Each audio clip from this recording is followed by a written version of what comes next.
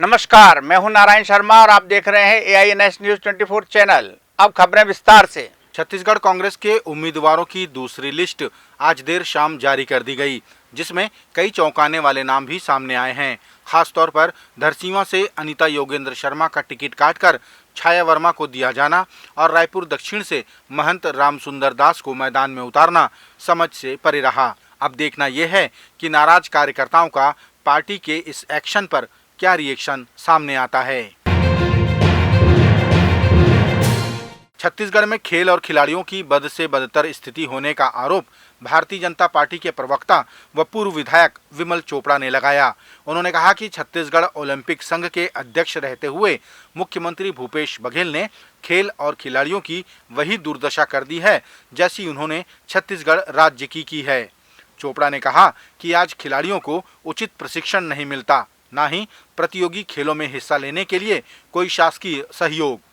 Chhattisgarh Olympic संघ के अध्यक्ष रहते हुए भूपेश बघेल ने जो खेलों की दुर्गति छत्तीसगढ़ में की है वो शोचनीय है। आज छत्तीसगढ़ के खिलाड़ियों को राष्ट्रीय खेल कूद प्रतियोगिता में गोवा जाने के लिए न किसी प्रकार की फंडिंग है, न उनके टिकट की व्यवस्था है, न उनके ट्रेनिंग की व्यवस्था है और सारे खिलाड़ी जो है वो भगवान भरोसे उस खेल कूद प्रतियोगिता में जाने की तैयारी कर रहे हैं। सरकार ने खेल कूद अलंकरण तक खिलाड़ियों को नहीं दिए हैं, जिसके कारण नौकरियों में खिलाड़ियों को जो लाभ मिलता था वो लाभ से भी वो वंचित हैं। भूपेश बघेल की सरकार ने खिलाड़ियों का वही हाल किया है जो छत्तीसगढ़ की जनता का किया है।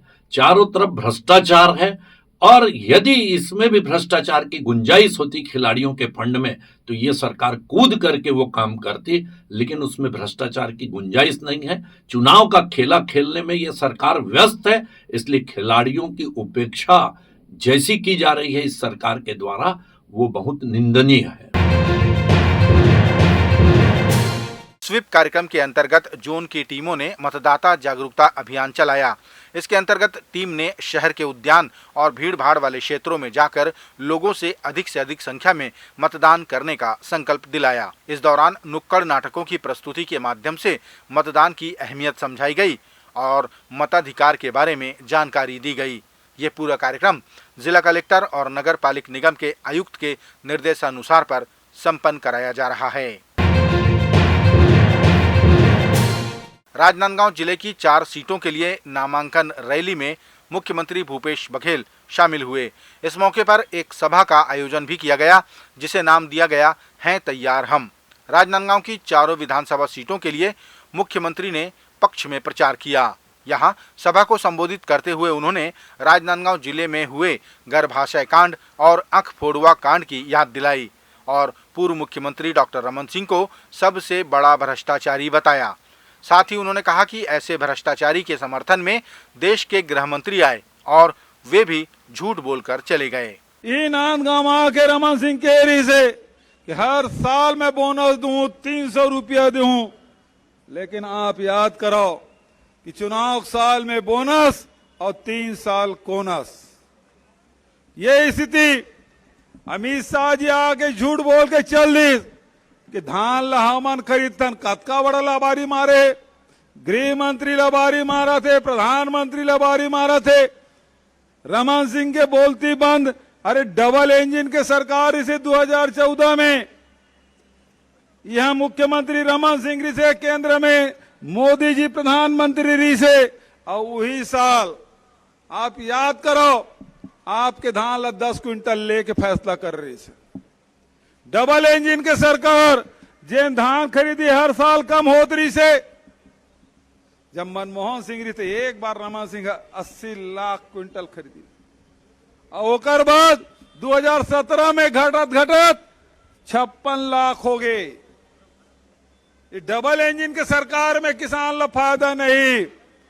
बोनस बंद कर कौन करवाइस? रमन सिंह के 2 साल के बोनस नहीं दी। कावर की केंद्र सरकार मना करी बोनस देवे तो तोर चाउर ला नहीं खरीदा। मैं मंच के माध्यम से कहा था मोदी जी में चिट्ठी लिखे अरे बोनस दे के ते अनुमति दे दे, रमन सिंह जी 2 साल के बोनस नहीं दे, किसान लहूल कांग्रेस की सरकार दी।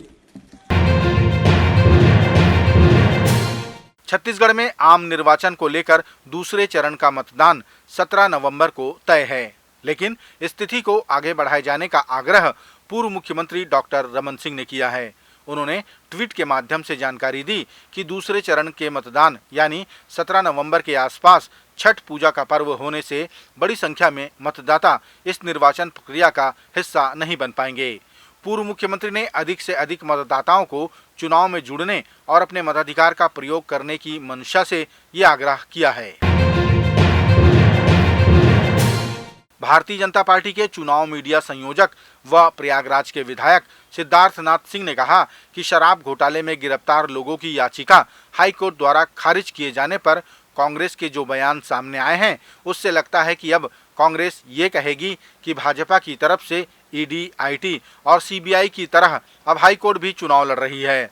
सिद्धार्थनाथ ने कहा कि छत्तीसगढ़ के शराब घोटाले में आरोपियों को लेकर हाईकोर्ट ने सिंडिकेट की संज्ञा दी। ये कोई सामान्य बात नहीं है कि 2 साल से भारतीय जनता पार्टी इस विषय को उठाती रही है।